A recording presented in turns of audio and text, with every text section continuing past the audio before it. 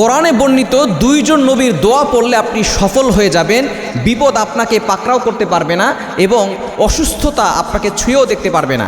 অসুস্থতা থেকে আল্লাহ আপনাকে হেফাজত করবেন এবং বিপদ থেকে আপনি দূরে সরে আসতে পারবেন। মনে রাখবেন, বিপদে পড়লে কিন্তু আমরা অনেক সময় হতাশ হয়ে যাই এবং এই বিপদে পড়লে অনেক সময় দেখা যাচ্ছে মানুষের ঈমানটা অনেক সময় নষ্ট হয়ে যায়, কেননা বিপদে পড়লে সে আল্লাহকে অনেক অস্বীকার করে ফেলে। বিপদ, এই দারিদ্রতা মানুষকে কাফের বানিয়ে দেয়। এজন্য এই বিপদ থেকে বাঁচার জন্য একটা দোয়া আপনি পড়বেন। নবীজি সাল্লাল্লাহু আলাইহি সাল্লাম আমাদেরকে সুন্দর করে জানিয়ে দিয়েছেন, কোরআনে আল্লাহ পাক রব্বুল আলামিন চমৎকার করে জানিয়ে দিয়েছেন।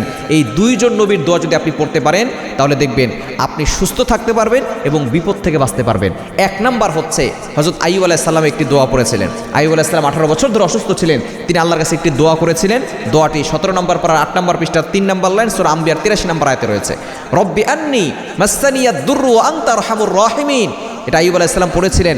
আল্লাহ পাক রব্বুল আলামিন 18 বছর অসুস্থতা, আল্লাহ পাক রব্বুল আলামিন তাকে সুস্থতার নিয়ামতে পরিণত করে দিয়েছিলেন। সুতরাং আপনি যদি অসুস্থ হয়ে যান অথবা অসুস্থ হওয়ার আগেই আপনি এই দোয়াটা বেশি বেশি পড়বেন।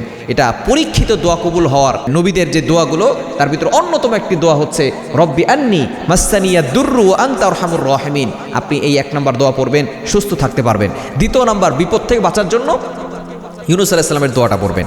এটা 17 নম্বর পারা 8 নম্বর পৃষ্ঠার 9 নম্বর লাইন সূরা আম্বিয়ার 87 নম্বর আয়াতে রয়েছে। লা ইলাহা ইল্লা আনতা সুবহানাকা ইন্নী কুনতু মিনাজ জালিমিন। এটা যদি আপনি পড়তে পারেন সকল বিপদ আপদ থেকে আল্লাহ আপনাকে হেফাজত করবেন।